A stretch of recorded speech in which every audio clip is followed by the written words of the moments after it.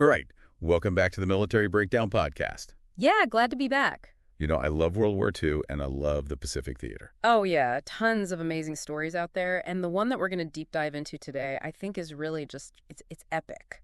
It is, and I think that it's often overlooked. Yeah. But it's huge, and we are going to talk about the Guadalcanal Marines invasion. Yes. And you've got all the research pulled up, and we're going to kind of go through this together and try and pull out some really interesting insights for our listeners. Absolutely. And I mean, when you think about just the strategic importance, right, of Guadalcanal, just that alone, this 6-month-long struggle and the fight for this island, it was pivotal to the war in the Pacific. And, to set the scene right, we're talking August 1942, the Allies, spearheaded by U.S. Marines. Right? Predominantly. Yeah. Land on Guadalcanal, Tulagi, and Florida Island. Right. And these islands are part of the Southern Solomons, and they've been under Japanese control since May of that year. So this is a direct challenge to their expanding foothold in the Pacific. Exactly. And you'll see how quickly things escalated. Yes. From what initially seemed like relatively light resistance during those initial landings on Guadalcanal itself, it just explodes into this really drawn-out and just fierce battle for 6 months. 6 months. We're talking half a year. Absolutely. So I think one of the things we should unpack is why Guadalcanal, and especially that airfield at Lunga Point, became such a critical prize for both sides. Yeah, and it became known as Henderson Field, and the reason that both sides understood that controlling this was key to success in the region. If you zoom out for a moment, right, controlling Henderson Field wasn't just about this one little strip of land, this one little airfield. Exactly. It was about air superiority. Absolutely. And in the vastness of the Pacific, controlling the air was fundamental to everything. And disrupting enemy movements, it was everything. Absolutely. Yeah. So we're gonna do a deep dive into this, but we're gonna try and give you a clear understanding of not just what happened, but also the logistical nightmares that plagued both sides. Yes. The just terrible environment they were fighting in. Terrible environment. The crucial resources at stake. Absolutely. And the strategic lessons that come out of this. That we can learn from even today. Yeah. And it's going to be more than just, here's a date and here's a name. Yeah. We're going to try and get into the detail to help you really feel what this battle was like. Absolutely. So let's start by setting the stage right, the strategic landscape and the initial considerations leading up to the landings. So back in May 1942, you have U.S. Marine Major General Alexander Vandegrift. Yeah. And he's ordered to move his 1st Marine Division to New Zealand. Okay. And this wasn't just like, hey, we need you over there. This was in preparation for a huge Allied offensive in the Pacific. Okay. So at the same time, you have Allied air, land, and naval units all throughout the South Pacific, reinforcing existing bases in places like Fiji, Samoa, the New Hebrides, and New Caledonia. So you've got this clear picture of mobilization of Allied forces all across the South Pacific, kind of gearing up for this offensive. And the bullseye of the target was this airfield at Lunga Point on Guadalcanal. And I know our sources indicate that the Japanese and Korean laborers actually started building this airfield in July 1942. Yes, July 1942. So this really becomes the focal point for the Allies. It was the essential objective to be taken. Okay, so the Allies are after not just Guadalcanal, but also Tulagi and Florida Island in the Southern Solomons. The Japanese had been in control of these islands since May 1942. There's a direct challenge to their territorial gain. Their expansion ambitions in the region? Exactly, and they assemble, a massive naval force, this task force called Watchtower. Yeah, 75 warships and transports from the U.S. and Australia. Wow, and they all gather near Fiji around July 26th. They sure do. And they rehearse a landing. Oh, wow. Before departing for Guadalcanal on July 31st. That's incredible. I mean, just the amount of coordination and planning that must have gone into that. The rehearsal landing just to, make sure that everything went smoothly or as smoothly as it could. As it could, yeah. In a combat situation. In a combat situation, right. And so who's in charge of this whole thing? So you've got U.S. Vice Admiral Frank Fletcher. Okay. He's in command of the entire Allied Expeditionary Force. Okay. Known as Task Force 61. Okay. And he had his flag on the aircraft carrier USS Saratoga. Saratoga, okay. The amphibious landings were under the command of U.S. Rear Admiral Richmond K. Turner. Okay. And leading the 16,000 Allied infantry, the vast majority of which were U.S. Marines. Yeah. For these initial assaults was Major General Vandegrift. Wow. So that's the guy on the ground. That's the guy on the ground. Wow. And, you think about these Marines heading into battle, and they're described as fresh from military training, armed with those, older bolt-action M1903 Springfield rifles. Yeah, standard issue at the time. Yeah, and carrying just a 10-day supply of ammunition, which seemed incredibly small. Yeah, it was definitely limited, and I think it speaks to the urgency and maybe a little bit of underestimation. Underestimation of how long this was going to take. Of what they were going to face.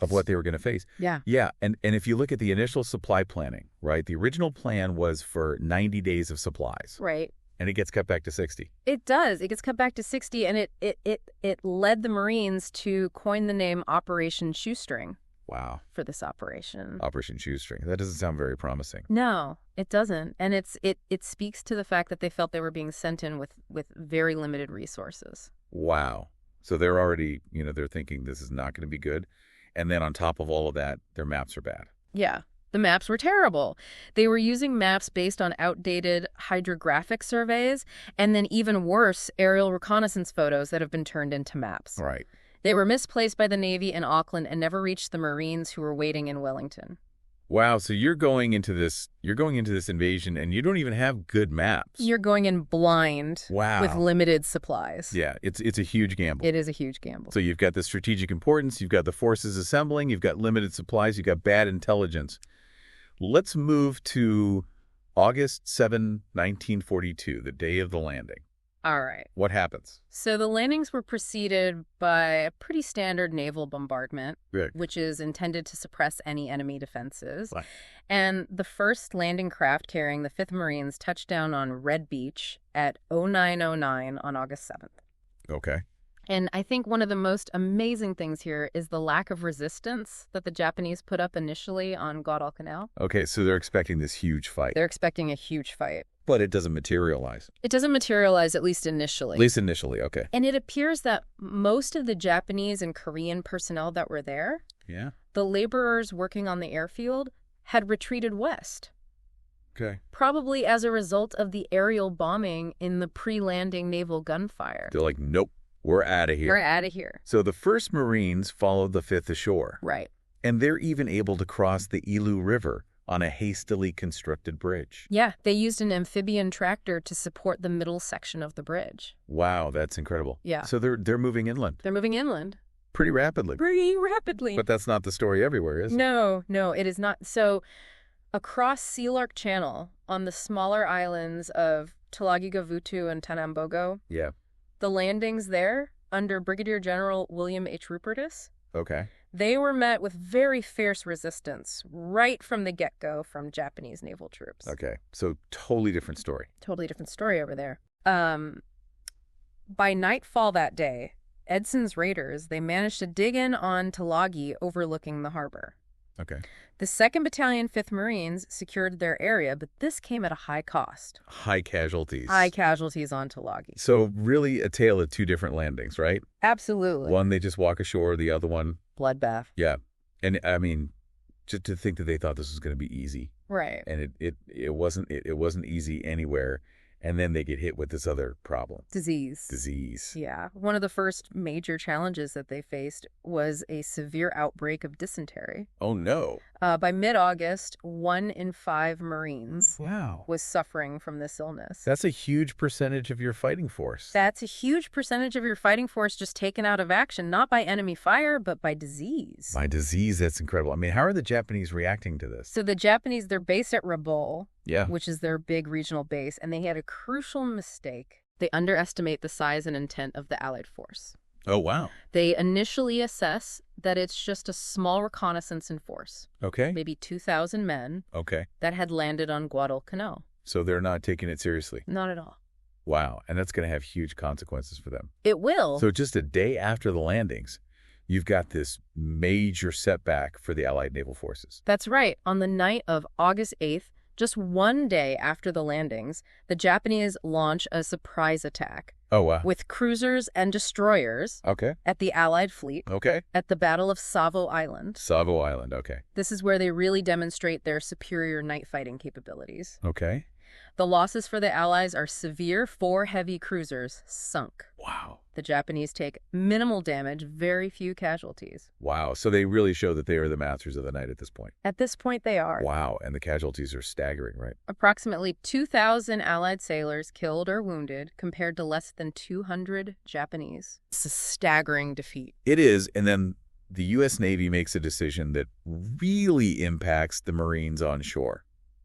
So because of the threat of Japanese land-based air power, the U.S. Navy withdraws its aircraft carriers sooner than General Vandegrift had wanted. So they're pulling out air cover. They're pulling out air cover, and that means that the unloading of supplies for the Marines was incomplete. Oh, wow. Leaving them with a very limited amount ashore. So now they're in a really bad spot. Really bad spot. Yeah. So their naval support's gone. Right. They've got very few supplies. It's dwindling supplies. The enemy is starting to realize what's going on. They're starting to mobilize. Yeah. So let's talk about the logistical challenges that they face. Okay, so the Marines are already on limited rations. Right. But when the ships leave, they take even more supplies with them. What do they take? They take things like empty sandbags and engineer tools. Yeah, the basics that they need. To fortify and to build. Exactly. So what do? Well, they improvise. They start using captured Japanese shovels to fill Japanese rice bags with sand. So they're using enemy equipment. They're using enemy equipment. To build their defenses. Exactly. That's incredible. It is incredible. Talk about resourcefulness. Yeah, and they go even further. What do? They also complete the airfield. How? Using captured Japanese construction gear. Wow. That's a major achievement under these conditions. It is. And so they name it Henderson Field. On August 12th. Okay. After a Marine pilot that was lost at the Battle of Midway. So Henderson Field becomes like their lifeline. It becomes their lifeline because on August 20th, the first Allied aircraft lands there. Wow. And that's the beginning of combat air operations from the island. So they've got air cover now. Limited air cover, but they've got it and it's growing. And they call this the Cactus Air Force. Cactus Air Force. I love that. It is a great name. Yeah, so they're starting to turn things around. But the Japanese aren't just going to sit back and let this happen. No, they're not. And one of the first signs of this is what happens to the Getch Patrol on August 12th. So tell me about the Getch Patrol. So this is a reconnaissance patrol led by Lieutenant Colonel Getch. Okay. And they venture west of the perimeter. Okay. And they are ambushed by a larger Japanese force. Okay. It is a complete disaster. The patrol is annihilated. Wow. Only 3 men escape. Wow. This really highlights the fact that there is still a very real enemy presence. In the area, yeah. In the area, even though they didn't meet them at the beaches. They're out there. They're out there. Wow. So then you've got the Battle of the Tenaru. On August 21st. Okay. Also known as the Battle of the Ilu River. Okay. Colonel Ichiki's detachment attacks the Marine positions along the Ilu River. Okay. The Marines are alerted to this attack thanks to Sergeant Major Vuza. Okay. He's a coast watcher who had been captured and tortured by the Japanese. Oh. He managed to escape and warn the Marines. So he saved a lot of lives. He saved a lot of lives. Wow. So the Marines are dug in and ready. They are. And they defeat the Japanese. They decisively defeat the Japanese in a very costly battle for the Japanese. Wow. So Sergeant Major Vuza, you know, a real hero of this battle. Absolutely a true hero. And then on top of all of this, they're having these daily air battles. Yeah, it becomes a routine. Between who? Between the Allied aircraft operating from Henderson Field. Okay. And the Japanese bombers and fighters that are flying down from Rabaul. Okay. Which is hundreds of miles away. Yeah, that's a long flight. That's a very long flight, over 1,100 miles round trip. Wow. And that's going to really impact the Japanese, isn't it? It impacts their pilots. It impacts their aircraft. It really limits their ability to achieve air superiority. Yeah, they can't stay over the target very long. Not very long. And they're exhausted. Yeah. In the meantime, the Allied air strength is growing. It is, as more aircraft and train crews are able to get to Henderson Field. So the Cactus Air Force is getting stronger. It's getting stronger. Yeah. And we can't forget the Coast Watchers. The Coast Watchers, they play a vital role. What do? They provide early warnings of approaching Japanese air raids. Oh, wow. So they're like the eyes and ears. Exactly. They're the eyes and ears. And they're in a very dangerous position. Extremely dangerous. Yeah, because if they're caught... It's not going to be good. It's not going to be good at all. And so the Allies are also trying to get more resources to the Marines. They are. How are they doing that? Small naval convoys. They're very risky, but they managed to slip through And get to Guadalcanal. Okay. Bringing in supplies personnel. Okay. And Marine Aircraft Group 25 begins airlifting high-priority cargo directly into Henderson Field. So they're really using that airfield. They are. Yeah. Wow. So that's amazing. But the Japanese are also trying to reinforce their troops. They are, and this is where the Tokyo Express comes in. The Tokyo Express. Tell me about that. So because daylight supply runs by, these slower transport ships are just too dangerous. Right, because of the air power. Because of the air power. Yeah. The Japanese start using fast destroyers to deliver troops at night. Okay, so under cover of darkness. Under cover of darkness, Yeah. and they stage these runs through their base in the Shortland Islands, Yeah. and then they speed down what's known as the slot. The slot. What is that? It's the narrow passage of water between the Solomon Islands, Okay. also known as New Georgia Sound, Okay. down to Guadalcanal and back in a single night. Wow, so it's like a high-speed run. It is a high-speed run. Just get in, get out. Get in, get out before they can be detected. Before they can be detected. And it's effective, but it's limited, isn't it? It's effective for moving troops, but destroyers don't have a lot of cargo capacity. Right. They can't bring in the heavy equipment, the artillery, the vehicles, the large amounts of supplies. So they can bring in bodies. Bodies, but not the heavy stuff that they really need to fight. To sustain a fight, yeah. And it ties up these destroyers. Which are needed elsewhere. Exactly. So even though it's effective, it's got its limitations. It's huge limitations. Yeah, so even with the Tokyo Express, the Allies get this huge naval victory. That's right. The Battle of the Eastern Solomons. Tell me about that. This is fought over August 24th and 25th. Go. Allied aircraft launched successful attacks against a large Japanese troop convoy. Headed where? Headed for Guadalcanal. Trying to reinforce. And they stop them. They stop them. This air assault forces the Japanese to divert their course. Okay. And ultimately retreat back to the shortlands. Wow, so that buys the Marines on Guadalcanal some time. It buys them crucial breathing room. Yeah, so it's a costly battle on both sides. Yes, in terms of ships and aircraft. Yeah. But strategically, it's a vital win for the Allies. It is. Disrupts this major reinforcement effort. Yeah. And really solidifies their hold on the island. So they're holding on by a thread, but they're holding on. They're holding on, but the Japanese are not giving up. And what's the next big battle? The next big battle is the Battle of Edson's Ridge. Edson's Ridge, okay. From September 12th to 14th. Okay. It's also known as Bloody Ridge. Bloody Ridge, okay. Japanese forces under Colonel Kawaguchi launch a major assault on this ridge. What's so important about this ridge? It overlooks and provides a key defensive position for Henderson Field. So if they take the ridge? They can shell the airfield. Yeah. They can threaten the entire Allied position. Wow. The ridge is defended by U.S. Marines, including the remnants of the 1st Raider Battalion and the 1st Parachute Battalion. Wow, those guys have seen some action. They have, Yeah. all under Colonel Merritt Edson. Okay. The fighting is brutal. I bet. Marines are heavily outnumbered, but they hold their ground. Wow. It's an incredibly costly battle for both sides. And they hold it. They hold it against all odds. Wow, that's amazing. It was absolutely critical for the survival of Henderson Field and the entire Allied position on Guadalcanal. So that's another major turning point. It is a major turning point. Yeah. Had the ridge fallen, Yeah.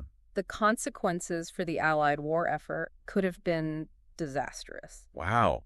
So just a few days after this victory, the Allies get some much-needed reinforcements. That's right. On September 18th, Who shows up? the 7th Marine Regiment, reinforced with additional personnel and equipment, arrives from Samoa, Oh, wow. bringing in a huge influx of fresh troops. Yeah, they desperately need those. They do, and crucially, they bring in a large amount of aviation gasoline To keep those planes flying. to keep those planes flying, Yeah. and a substantial resupply of ammunition. Which they're running low on. Very low on. Yeah.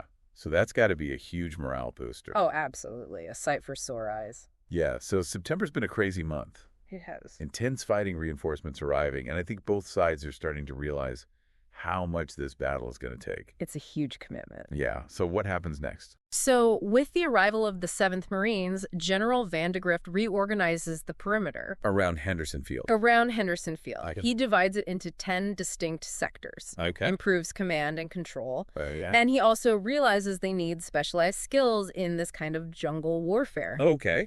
So he establishes a scout and sniper training school under Colonel William J. Wild Bill Whaling. Wild Bill Whaling. I like that. Yeah. And he knows jungle fighting. He's an expert in jungle fighting. So they're adapting to the environment. They are. Yeah, and are the Japanese doing the same? They're also trying to reinforce. Okay. And Lieutenant Colonel Chesty Pullers. Chesty Puller, another great name. Great name. Yeah. 1st Battalion, 7th Marines. Okay. They conduct patrols inland. Yeah.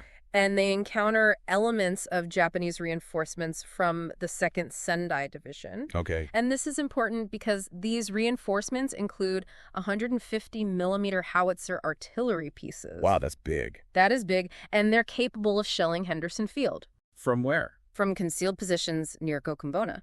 Wow, so now the airfield's under threat again. The airfield is under direct threat from artillery. Wow, so that's a major escalation by the Japanese. It is. Yeah, so then you have October, and the Japanese launch this full-scale offensive to try and take Henderson Field. That's right. But first, the Allies get some much-needed reinforcements themselves. Okay, who arrives? Reinforcements from the U.S. Army's Americal Division, Okay. specifically the 164th Infantry Regiment. Oh. They arrive on October 13th. Okay. And they're important because they're equipped with the Garand M1 rifles. Oh, the Garand. The semi-automatic weapon. Yeah. Much higher rate of fire than the Springfield. Yeah, those old bolt actions. Yeah, they're outclassed. So this is a big upgrade for the Allies. Big upgrade. But the Japanese aren't going to wait around. No, that very night, October 13th and 14th, Yeah. Japanese battleships bombard Henderson Field, Wow. causing significant damage. Wow, so they're really trying to knock out that airfield. They know how important it is. They're trying to knock it out. And they're not done there. No. This is followed by a series of ground attacks Okay. that collectively become known as the Battle for Henderson Field. That'll for Henderson Field. Okay. General Maruyama's forces launch repeated assaults Okay. against the Marine and Army defenders. So both Marines and Army now. Both. Yeah. They're attacking along the coast. Oh, They're pushing inland, okay. trying to overwhelm the Allied position, Take the airfield. take the airfield. But the Marines have a few tricks up their sleeve. Okay, what do they do? They use their 37 millimeter anti-tank guns Against tanks. against tanks. Okay. They're not designed for that, Yeah. but they're effective. Wow. And the Marine artillery Yeah. plays a crucial role, In breaking up the attack. breaking up the attacks, inflicting heavy casualties. So despite their efforts, The Japanese are defeated. why? They suffer very heavy losses. And they don't take Henderson Field. They do not. So that's another major turning point. It is a major turning point. Yeah. They fail to capture Henderson Field, Yeah. and the initiative starts to shift To the Allies. to the Allies. Yeah, but the battle's not over. No, the battle is far from over. Yeah. So what happens in November? More Allied reinforcements arrive. Like who? 182nd Infantry Regiment. So they're pouring in troops? They're pouring in troops. Yeah. The U.S. is committed to holding this island. Yeah. And are the Japanese still trying to reinforce? They are, but their logistical problems are just getting worse. Yeah, because of the air power. The air power is making it almost impossible Yeah. to do any kind of daylight supply runs. So they're still relying on the Tokyo Express. They are, but it's just not enough. Yeah. And then you have this massive naval battle. The naval battle of Guadalcanal. Tell me about it. This is fought in mid-November. Okay. Decisive Allied victory. Wow. It weakens the Japanese Navy. To the point where, They can no longer effectively reinforce or resupply their troops on Guadalcanal. wow. So that's the beginning of the end. It is. Yeah.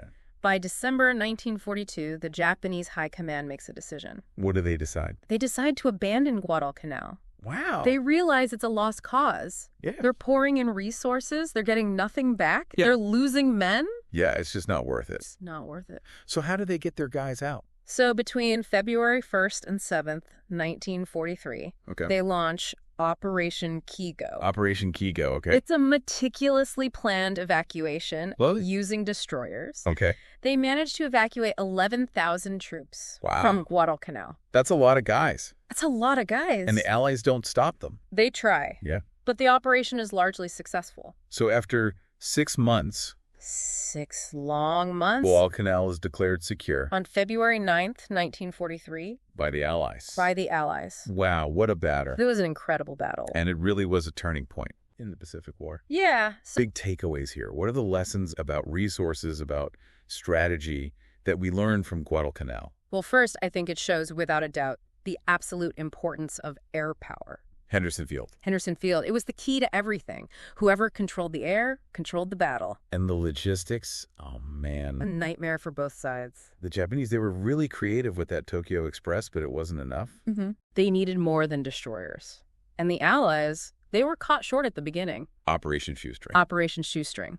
It showed just how dangerous it is to rush into a deployment without the proper planning, the proper resources. And the Marines, they had to be so resourceful. They really did. Using captured equipment, improvising, that kept them in the fight. And both sides, they were willing to throw everything they had at this one little island. Because it was so strategically important. Control the airfield, control the sea lanes. It became this focal point. And then you have disease. You know, we talked about dysentery early on. Malaria, too.